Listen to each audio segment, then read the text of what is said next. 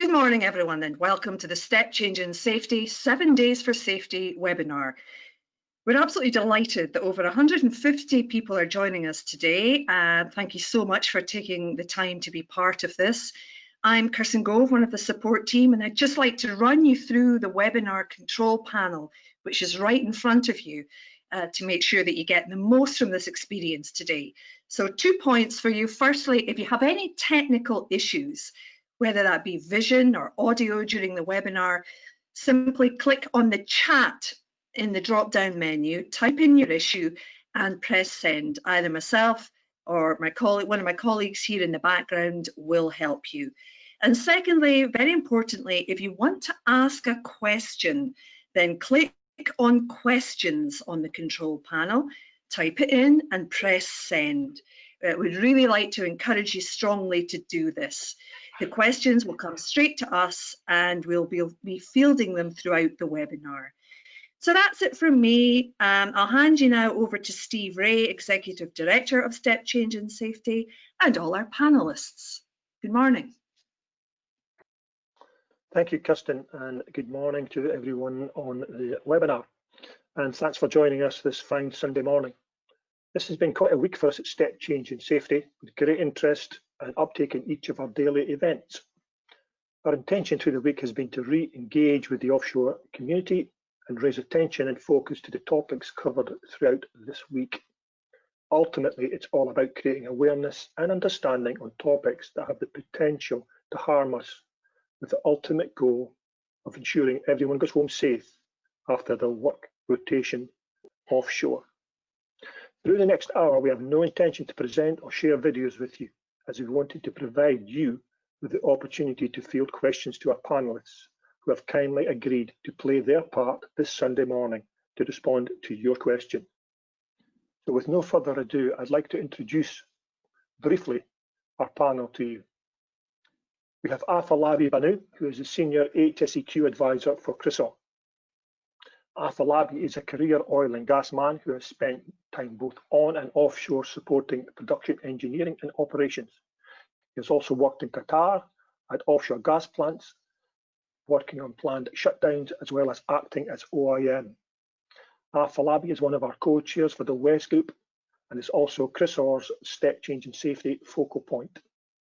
Away from work, Afolabi enjoys cycling with his family and following basketball and football. Let's move to Reverend Gordon Craig, who is the chaplaincy for the UK oil and gas industry. Gordon is an ex-military chaplain and he is still a reservist.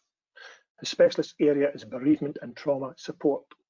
Gordon has produced training packages in listening skills to assist supporters to draw out issues, particularly in the emotional aspect.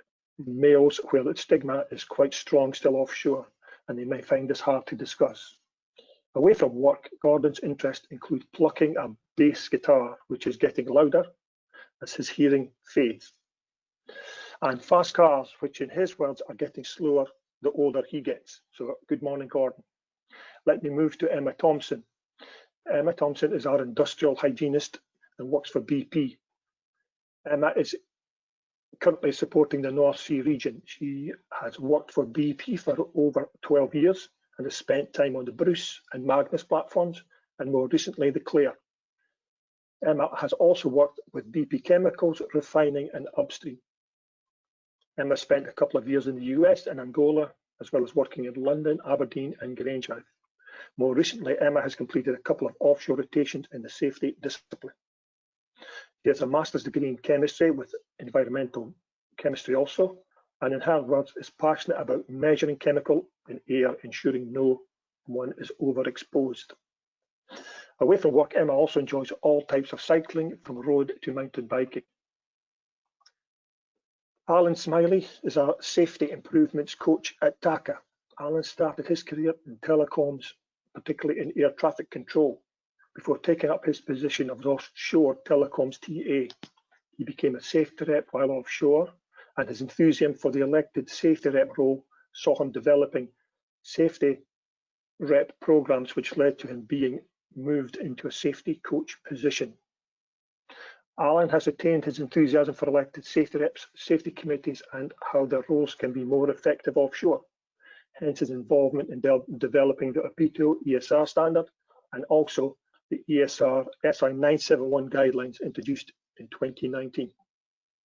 In his free time, Alan enjoys computing and gaming. And lastly, but not least, let me introduce Steph Sunley. She's an offshore logistics coordinator with Spirits Engineering.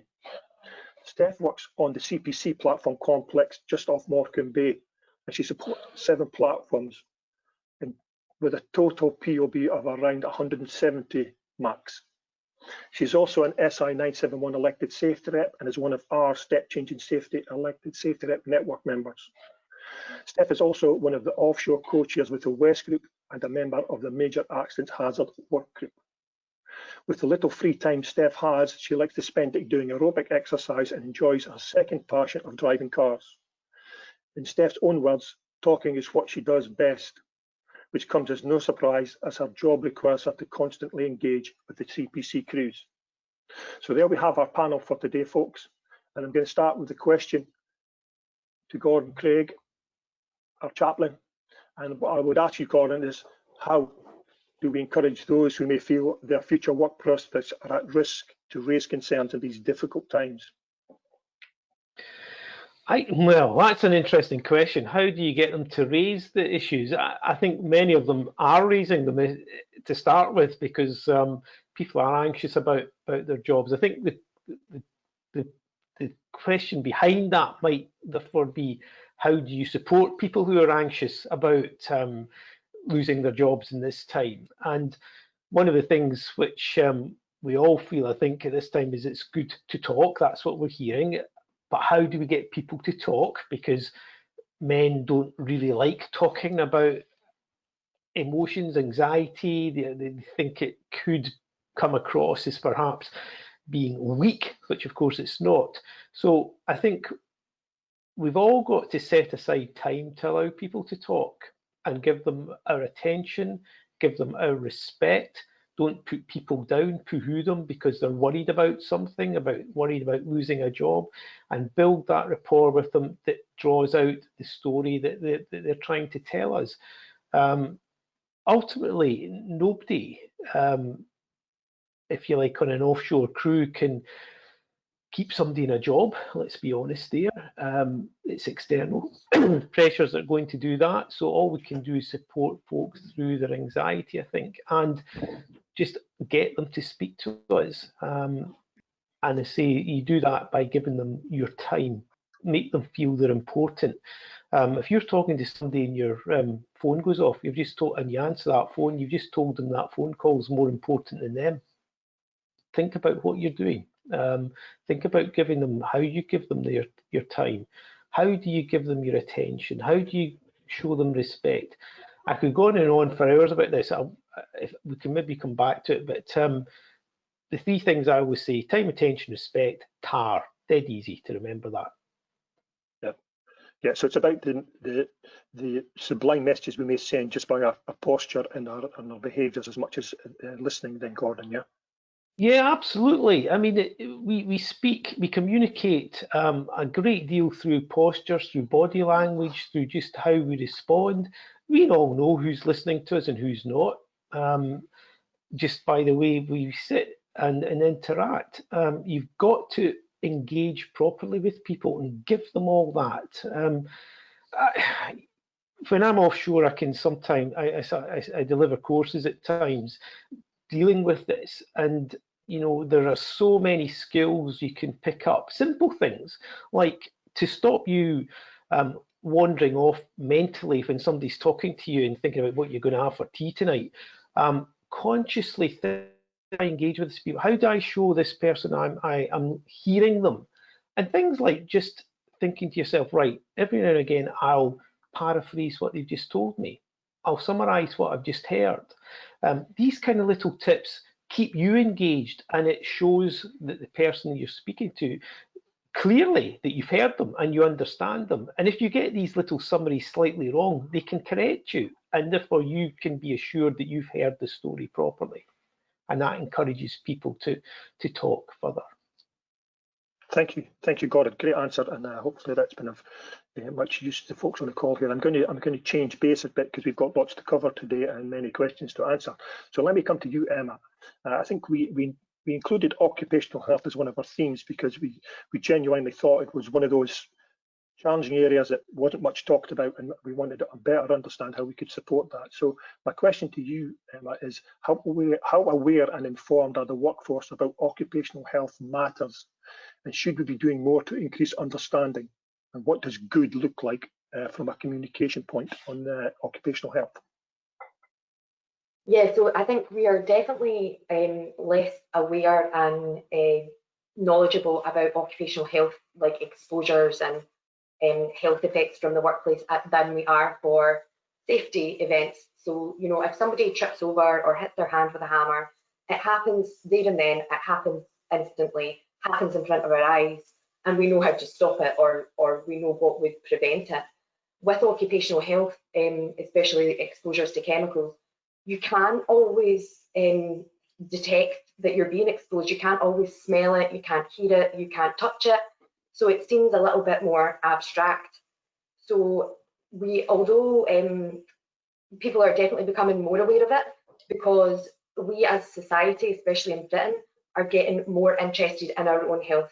If you go back a few generations, you know, your grandpa never went to the doctor. They just didn't take care of themselves the way we do now.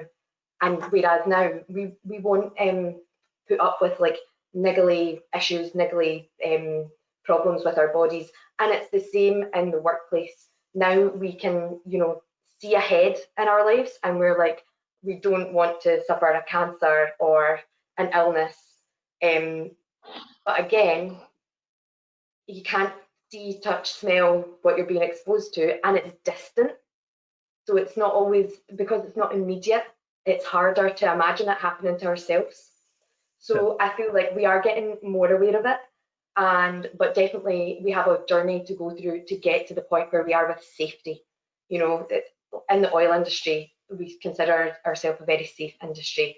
And in terms of improving that, I think it is just continued communication about occupational health, things that affect us in the oil industry. So talking about benzene, talking about H2S exposures, asbestos less so, but we still have a lot of aging assets in the North Sea, and they're degrading. So, and especially coming into deconstruction and decommissioning, asbestos is going to return to us as a big problem.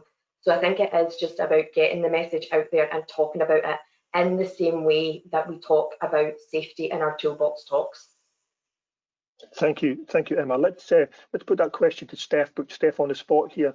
From an elected safety rep's point of view, Steph, do you see occupational health as something you talk about frequently, or is it something that's just kept in the background and MEH perhaps takes most of the attention?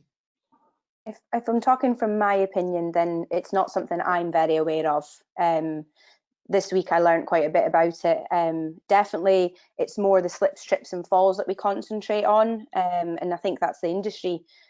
But from my opinion, it's definitely something we can improve on.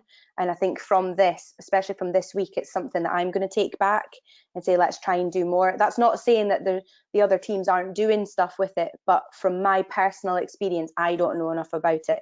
And I definitely think we should be doing something more with it. Thank you. And Alan Smiley, from someone that runs safety committees or at least manages safety committees and is looking to try and improve engagement with elected safety reps, what would you foresee as a good strategy for introducing occupational health at that level? One of the key things to remember, and this has come from HSE, is that if to receive injury or to be affected by health offshore, you have a 1 in 6 chance of it being something like a slip, trip or fall. It is more likely that you will have a long-standing issue with maybe poor manual handling, with issues that come through occupational health. So being exposed to chemicals over time, just not following those things. So from an occupational health point of view, these things are critical. And as a safety committee, being aware of those simple statistics and being able to to say, especially in this atmosphere that we've got, and just as Emma was talking about, we're less likely to deal with these things. But the reality is, these are the things that are going to bite you in your retirement. Yes, you might go through your career not being hit by an object falling at height. You might not have a slip, trip, or fall. You may not have these things, and you may think you're safe. But doing these little things like removing your masks at the work site, not wearing the right gloves, not just allowing these very quick exposures to these things, but doing that as a matter of your career through the career. These are the things that are going to affect you. These are the things that are going to make your later lives less enjoyable. It's a simple thing. You're going to be less healthy, and we don't tend to take care of these things. And the more that we can get that to the workforce and make them aware that this is what's going to happen, then that is what's going to help us. Thank you, Alan. Good round discussion there around occupational health. I'm going to bring our Afolabi into the conversation by putting a question to yourself, Afolabi, with regard to major accident hazards and in particular hydrocarbon releases.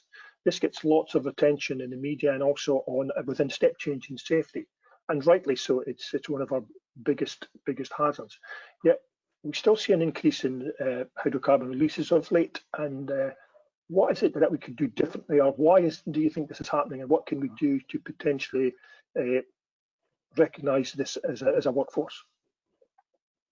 So thanks for that question, Steve. So what I would say is, I think across the industry, obviously, even looking at the pack that Steph provided, there's been an increased focus on major accident awareness, and I think even the pack that was provided a few years ago. So I think everyone's aware of it, but I think if you'd say we have that and we're rolling out across organizations, but the fact that we're still seeing incidents and accidents, I think it's not the only part. I think there are a lot of other areas we need to focus on, and that's what people are looking at.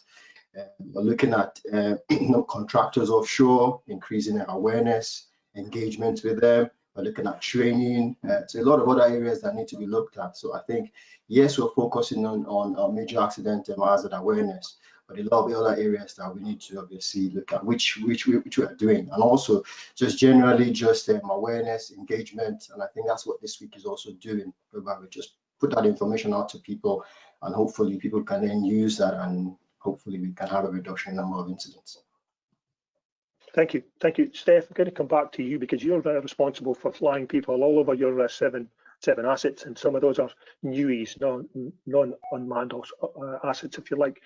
What do you do? Anything different for those folks that are infrequently visiting NUIs and unmanned installations from a major accident hazard perspective, or is it just captured in the general information around major accident hazards? I think that we sort of treat the whole team. Everyone gets the major accident awareness, and anything that happens on our platform, we try and put out to the intervention teams. It has been raised that we need to make sure we are highlighting them more specifically with regards to helicopters, because they are flying every single day. Sometimes they're flying to 2-3 platforms in a day. But I think because they're doing it so regularly, it is more on their in their minds, because they're doing it all the time and they're watching the safety video every single day for the helicopters. So it's probably, I know this sounds silly, but because they're doing it every day, it is the top of their minds. Whereas it's us that only fly once a trip, that we maybe don't think about it as much, and we maybe need to push it out to them more. But in terms of doing anything differently, no, we treat everyone. Everyone gets the same content and the same information. Thank you. And Alan, I'm going to come back to you, Alan Smiley there. On the MEH and certainly around the hydrocarbon release, do you think we are doing enough to give awareness to our elected safety reps and an understanding of it? Is there anything we could do better, or do you think we're in a good place from that community? So, as a safety rep and as a safety committee, and those are two different things here, you are entitled to getting all this information, and a lot of times as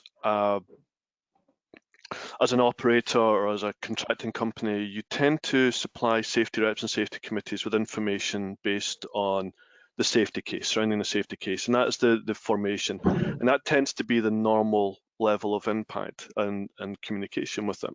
And that's because that's mentioned quite clearly in the legislation. However, there is a lot more that you can do. And in order for the safety reps and the safety committees to be involved in these things, not only do the operating companies need to supply this information, but the safety reps and the safety committees have to ask for it as well and to be involved. And it is important to be trained on these things and to have this awareness to know what is going on in your asset. Now, within a safety committee yourself, you are going to have people of lots of different disciplines, and we tend to think of major accident hazards surrounding the operational teams.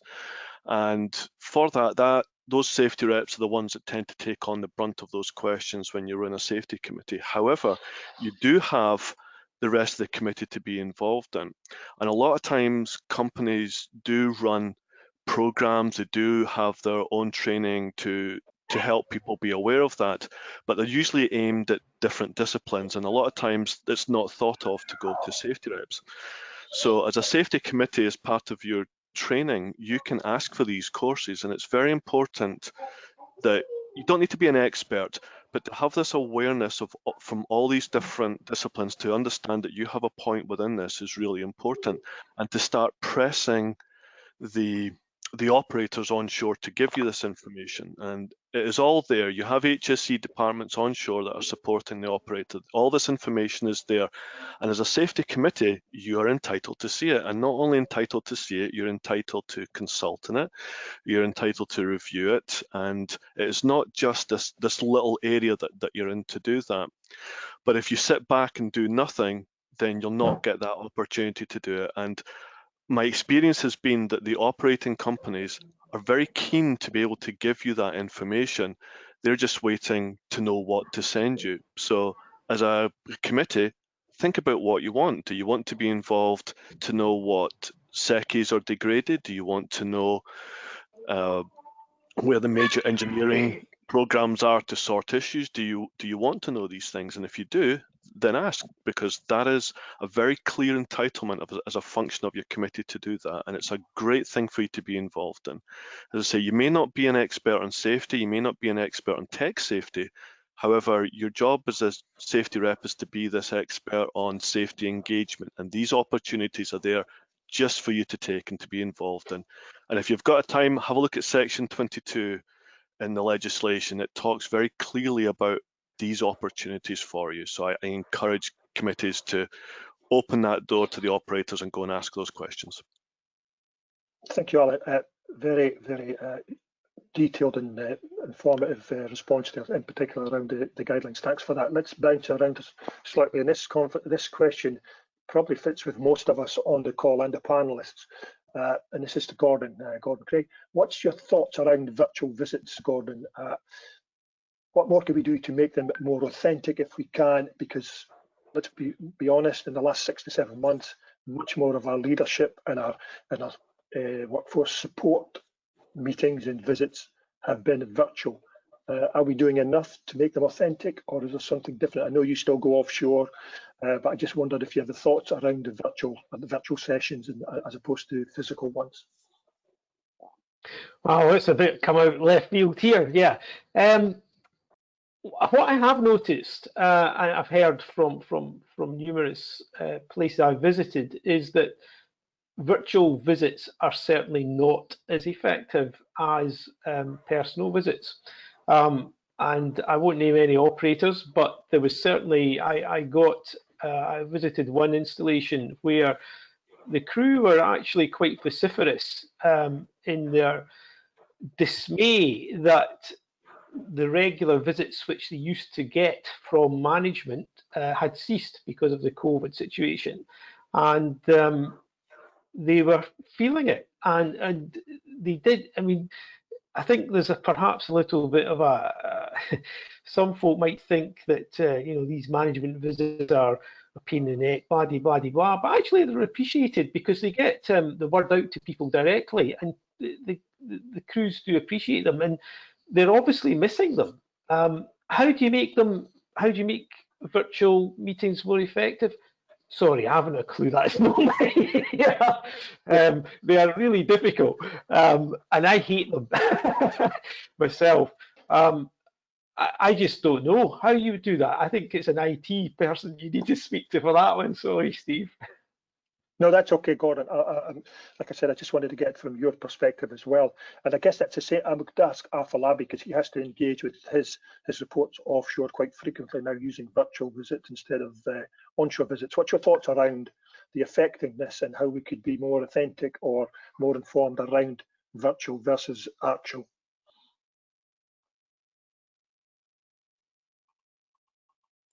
Afolabi, are you still with us, or is that a difficult question and you want to move on? Yeah, I'm not getting there, which is fine with me. He's on mute, Mike. I've asked him to unmute himself. If he accepts that. Yeah, hello. Apologies for that. Just a bit of noise in the background with my kids, so I had to get a bit of assistance there. So if you can hear me now, Steve? Yes, certainly can. Okay, good. So the question is, obviously we're all working virtually now. How can we be more effective with communicating with our key stakeholders, particularly the guys, let's say in this instance, the guys offshore? So I think it's new. It's new for a lot of people. Quite a lot of us obviously are not used to working from home, and now this is our means of getting out to our main stakeholders. I think one of the things you can do is provide training. So I think within our organization, there's been a lot of Teams training available. So if you're not comfortable with obviously using the systems, there's training available.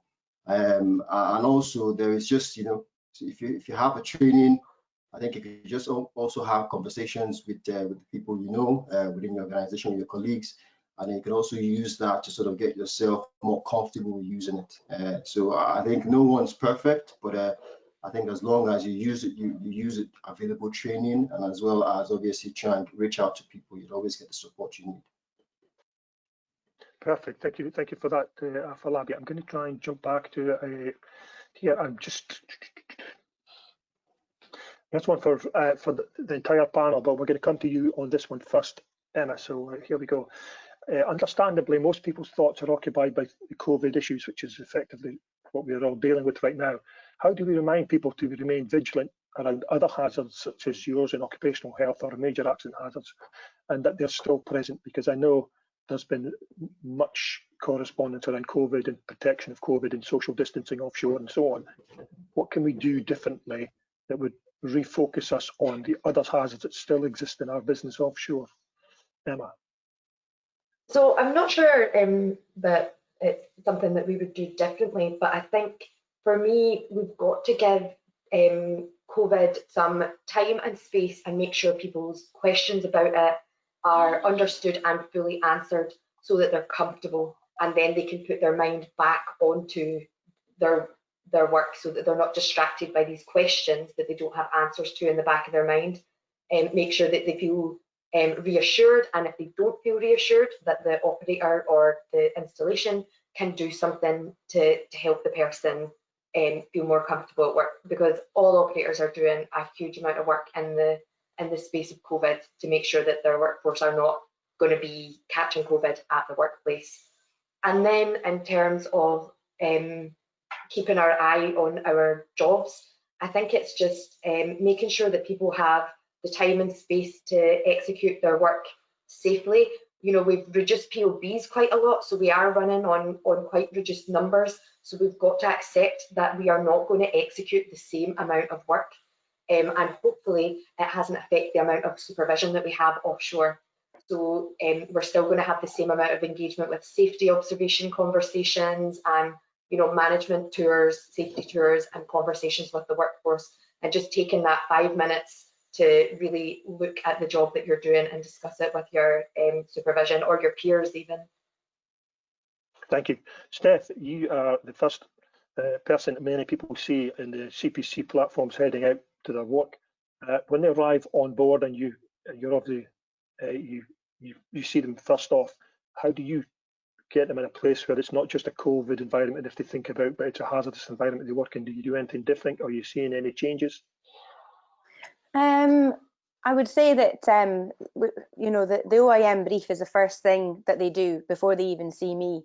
So the OIM brief covers everything from operational risk assessments that are in place, any concerns, any new changes to COVID controls that's happened since they've been off. New starts will then get picked up by the medic or the HSE advisor, and they'll go through a really intense induction, including all the COVID controls. But in terms of, you know, major accidents and all the other key things, we try and sort of, it's highlighted in the OIM brief. I wouldn't say we're doing anything too different. Like Emma said, everyone's mind is on COVID, and it's something that you can't get away from just now. So making sure people come on the platform and are feeling comfortable will allow them to not be distracted. And then I think from then, you just have to make sure that we're still engaging and doing safety meetings weekly. I know that they did stop for a while because you couldn't get everyone in a room. So they tried sort of virtual safety meetings, which I agree, they're not as effective, but it's how do we get them effective? And I think you just have to make sure, we have to make sure that we're still doing our safety meetings and we're still approaching all of the subjects that we've covered this week.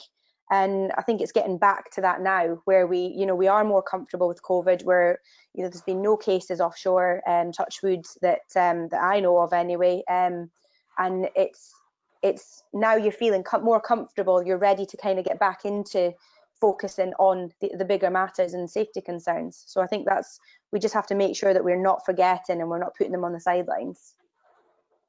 Thank you.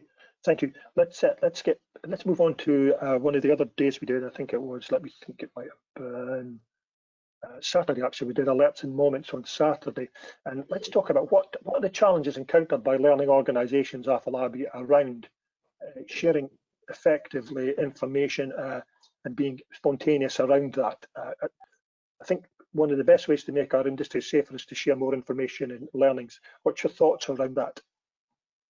Yeah, so I totally agree. And I think that's why the high value learnings that have been created as part of the outcome of Safety 30 was so that obviously the industry can share learnings from major accident potential incidents or near misses. I think that's a good addition.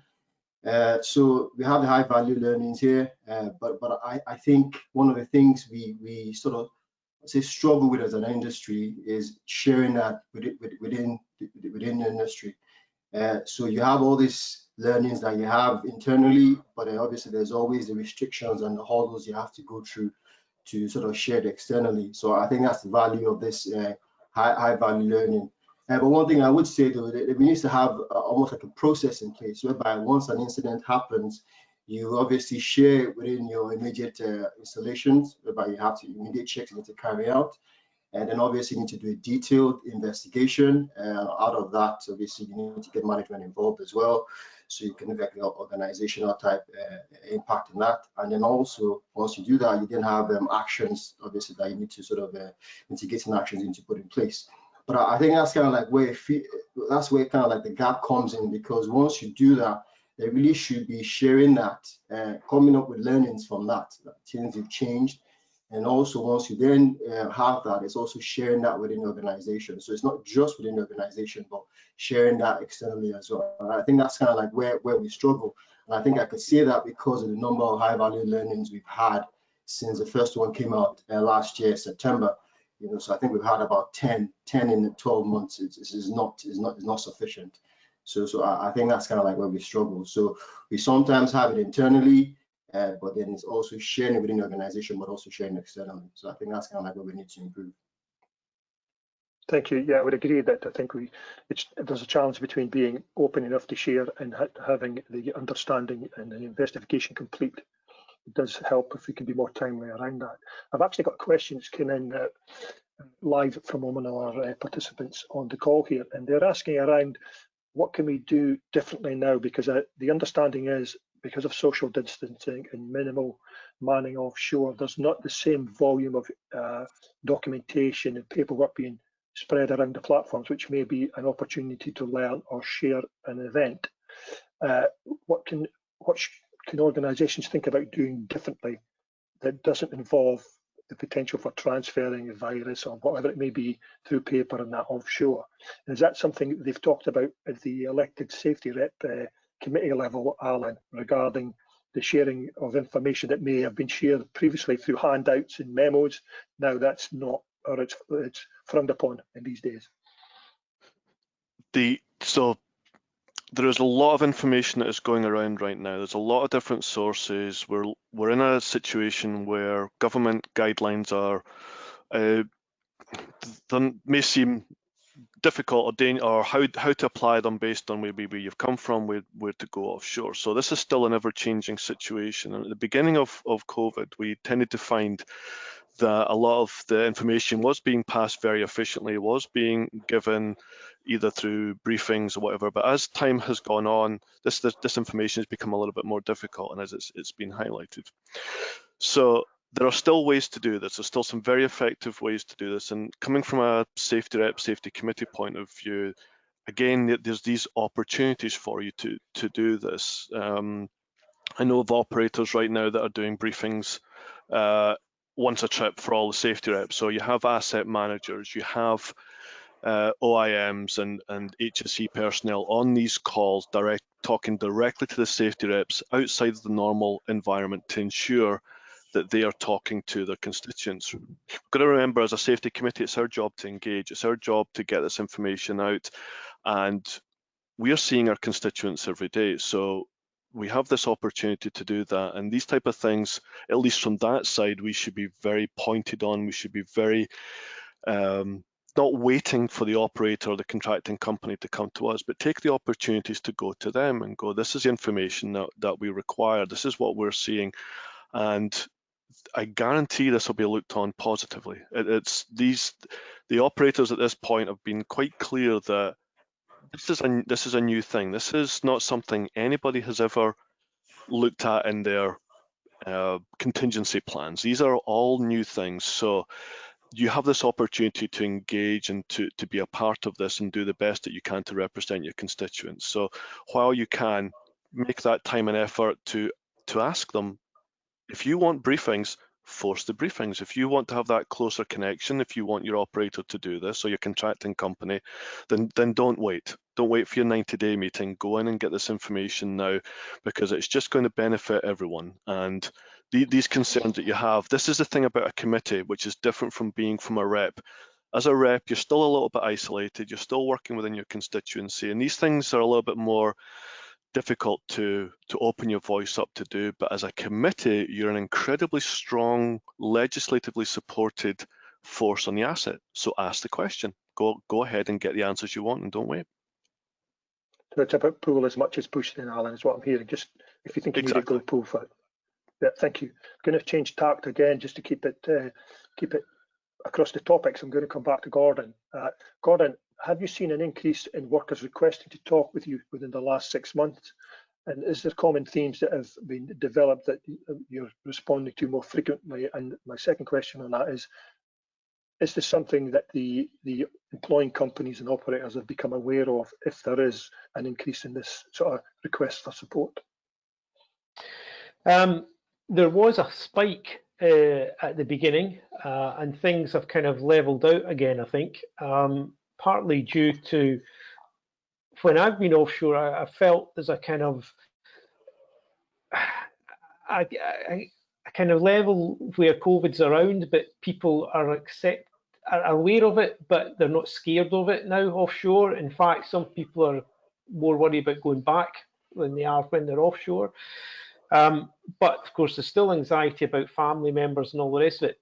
The things I've seen, and I'll cut to the chase, have not necessarily been down solely to COVID. It's kind of been things which COVID have added a whole load of another layer on top of. So family members who are ill, and now COVID's causing issues, particularly in the region, I hate to say this, of cancer treatment.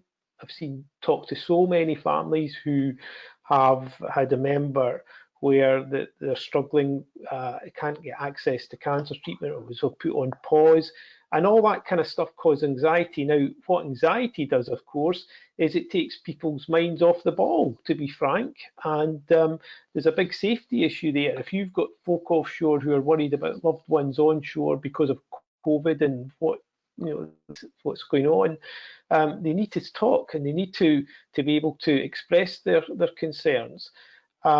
And lower that anxiety level. One of my kind of pet things is the fact that when I started to train many years ago, the mantra was, you should get people to talk about things and talk about their issues, get them to just talk.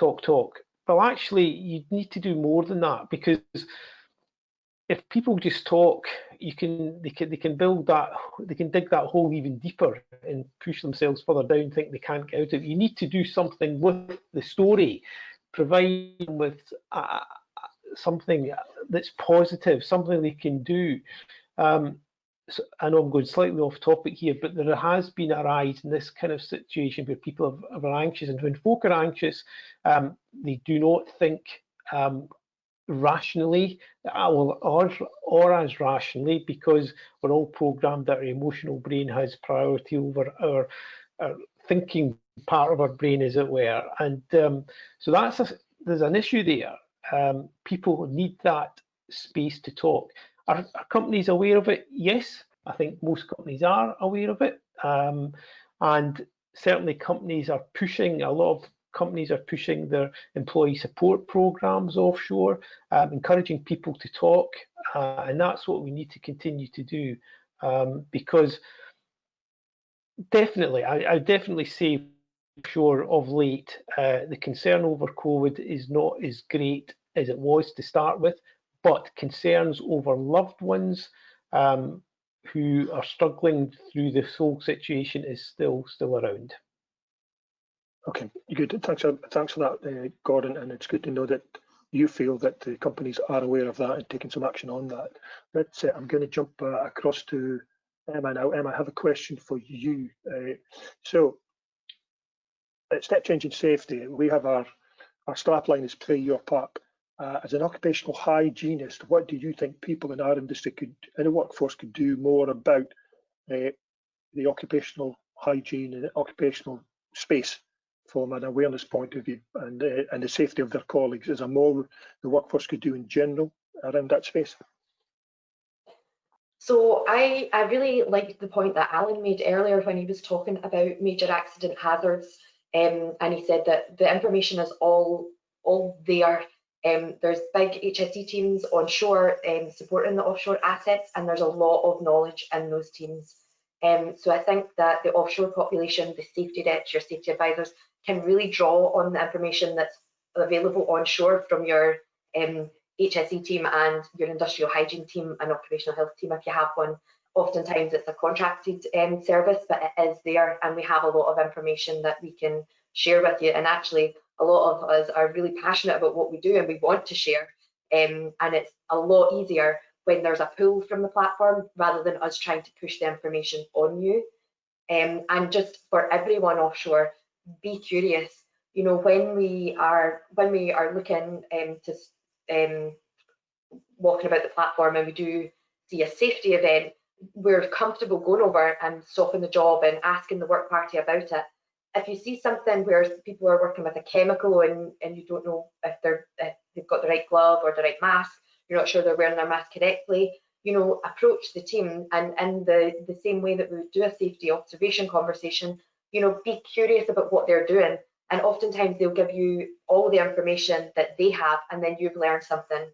And equally, when I'm offshore, I like to do that as well, you know, get into a conversation about what the team is doing and just gently probe that they know, you know, how to wear their mask correctly. They know what the chemical is that they're working with, not only its name and its function, but what it could potentially do to them, or anybody else working around. And then that gives me the opportunity to share a bit of knowledge with them and just to test that they have the knowledge. And if there's a gap, I can fill it. And then that allows them to then go the next time when they're having a conversation and do the same and share the knowledge I've given them. So yeah, I think it's about curiosity. You don't need to know all the answers, but if you're asking interesting questions, someone will find the answer for you. Great point.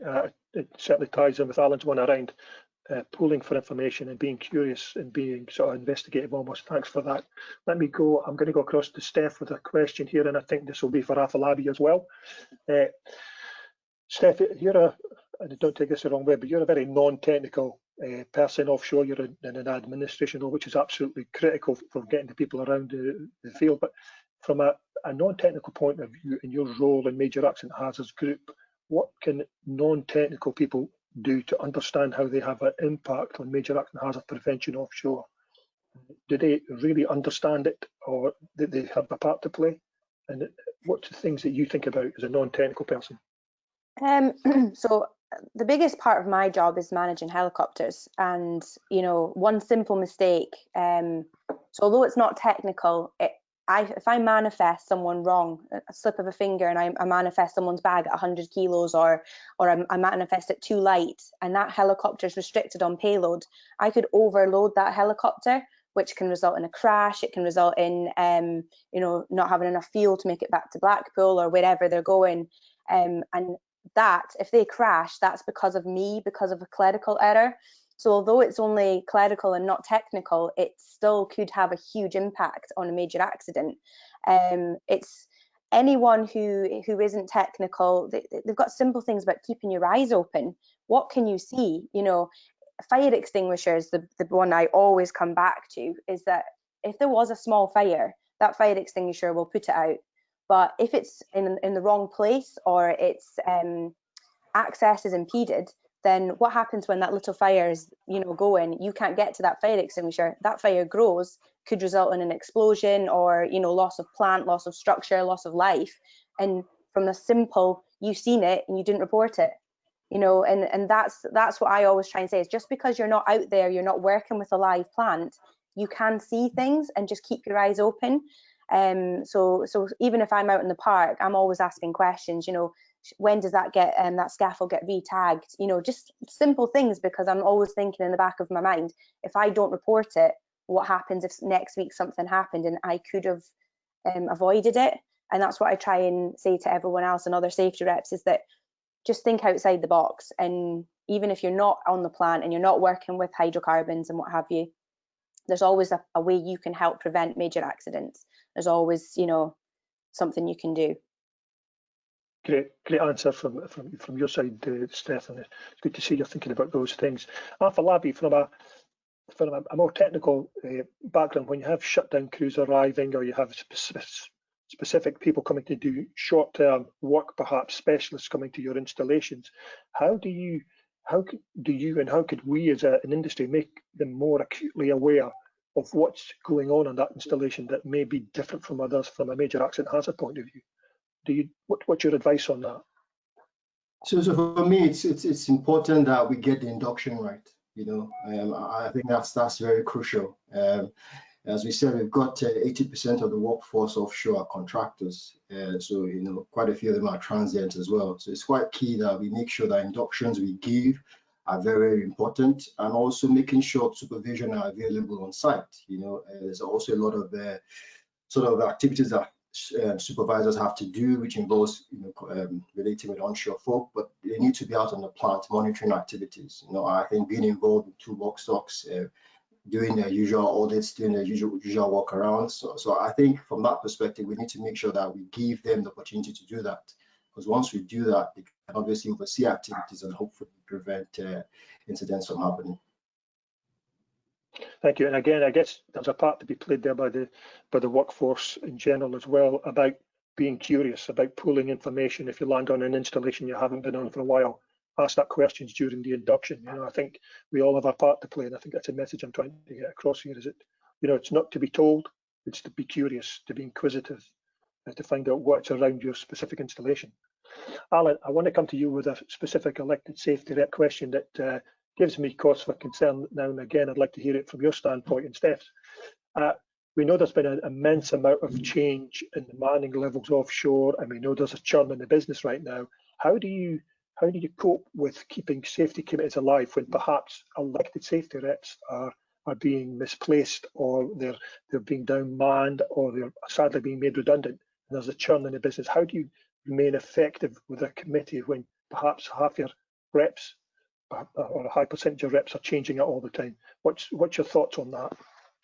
So at the beginning of COVID, we recognised that this was going to be an issue, and so we went to the HSC and we asked for a few different things to be put in place to help safety reps and safety committees. So one of the key things at the beginning was that if a safety rep is away from an asset for 12 weeks or longer, then they effectively give up their position. So we went to the HSC and we asked, can you give us dispensation for that? Can you help us? And so the HSC then came out basically stating, look, unless it's a full-on redundancy or change, anything that is COVID related right now, we're not going to come after you if you've got some issues there. So that allowed safety reps to be away from the asset a little bit longer right now based on COVID.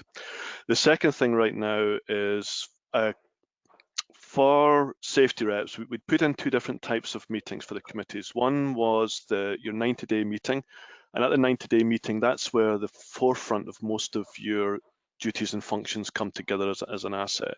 And most of the time, right now, you're not going to have a full quorum there at that, and so it just becomes a discussion point. There's nothing under legislation that says that if you make a decision at that it has to be carried on. The rules are quite clear on that one. So once again, we've gone, well, how do you get past this? How do you make sure there's representation? So again, the HSC came back and said, look, right now, what we're looking for is basically a minimum of 2 reps on board at any one time. We want to make sure that we've got some diversity. We know that you're going to struggle. We know that there's going to be problems, but if you can at least maintain that and arrange your manning to allow for that, that means there's always going to be somebody there that can add as a representative for you.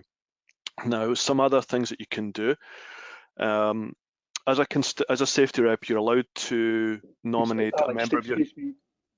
Just a second, I'm conscious of the time here. Okay. It's run away with us. This has been a very quick hour and I'm not meaning to cut you short, because I wanted to put one question, and this is to everyone on the panel. I'll come round to you one at a time if I have the time. So the focus of this week has been to increase awareness and engagement in key safety topics across the industry. In fairly short terms, what is your take-home message from this week's safety resources that have been used and shared amongst the industry? And let me go to Emma first. What's your takeaway from this week, Emma, if there is one? I think it just goes back to a point that we've hit on a few times. Like, there is a lot of information out there available to you, so go out and go and find it. And if there's something that sparks your interest and you want more information, find a person within your organisation who has a bit of knowledge and mine their brain for some extra knowledge. Thank you, Gordon. What's your takeaway from this week, if you have one? It's very insightful. Definitely, we've mentioned it. Be curious and be curious all the time. Just like Steph was saying, we can put all the practices and procedures in the world in place, but the bottom line is they are implemented by human beings, by each individual out there, and it's the individuals that will make or break them. Be curious, ask, and if you don't get the question, ask again. Sorry, there. Thank you. If you don't, yeah. Well, if we did that, Gordon, thank you. Afolabi, what's your takeaways as a work group co-chair and obviously as a QHSE specialist and leader? What's your takeaway from this week? So I think my top takeaway is that we have all the information we need, and we have the right people. We can get together and provide this week all the information, obviously, that was available. But I think it's just making sure that we share. I think share is my key point for this. So keep sharing. And like we said, if you have any concerns or any questions, just go away and ask and be more inquisitive, like everyone else has said. Thank you. And Alan, for you, and then I'll come to Steph. Alan, what's your takeaway for this week, please? For most of the time, for 2 or 3 weeks at a time, people offshore are living on a giant big metal lightning rod. You're surrounded by water, gas, pressure, chemicals, stuff falling, all these things, and now COVID. We are human beings. None of this stops. It's always there, and we maybe need to learn to not normalize that. And this week is just a reminder for me of just as safety reps and safety committees, we need to engage. We need to find that and help our constituents, because they're not going to be aware of a lot of things that you're aware of. So we've got a job to do. Thank you, Alan and Steph. Before I wrap up the session for today, what's your takeaway for this, please? I think there's three things. To be vigilant, keep your eyes open, to be observant, so look after people's well-being, and you know, like you say, see things that if someone's not quite right, they're not sounding great, they're sort of a bit off, then look out for people. And I think the other thing is be enthusiastic. You know, safety reps have to be enthusiastic, but why can't the workforce be enthusiastic? We've all got our own personal safety, but let's look at the bigger picture as well. We all want to go home safely and we all have a part to play. So that's what I would say. Thank you for that response, and thank you to all for your comments and your participation today. So let me try and wrap up today, and I'll start by thanking the panelists. Obviously, thank you to each and every one of you for giving up your Sunday. Some of you have got bicycles to go on and so on and so forth, and I'm sure you'll do that afterwards. I'd like to also put a big shout out, a big thank you to the Step Change and Safety support team, and in particular Kirsten and Gillian and Amy, who have absolutely worked the long hours to get this up and off the place. I think it's been a great week. I think the webinar has been very insightful. It's consolidated what we tried to do through the week. And you know, before I thank those that came in, the message I've picked up through this entire week, and in particular the webinar, is, you know, the information is available. You know, whether it's in your company or your contracting organisations, or even let's think about Step Change and Safety. We have a wealth of resource and information available through our website and our support team. Don't necessarily just think about the things that you're responsible for. I think Emma made a great point about, you know, be curious around occupational health. It doesn't just happen itself. It does have risk associated with it. Ask those questions. I think primarily we need to be inquisitive. We certainly don't. We want to try and avoid normalization, as Alan rightly mentioned. We have to care. It's a people organisation. This doesn't happen without people. Gordon highlighted the fact that we have to be authentic and we have to be able to respond and not just listen. It's about responding properly and effectively.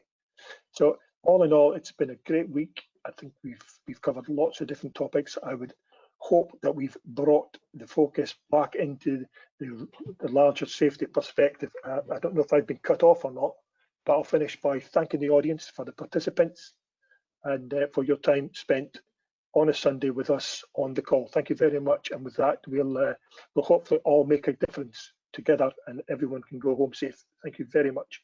And I'll leave you with that. Thank you. Thank you.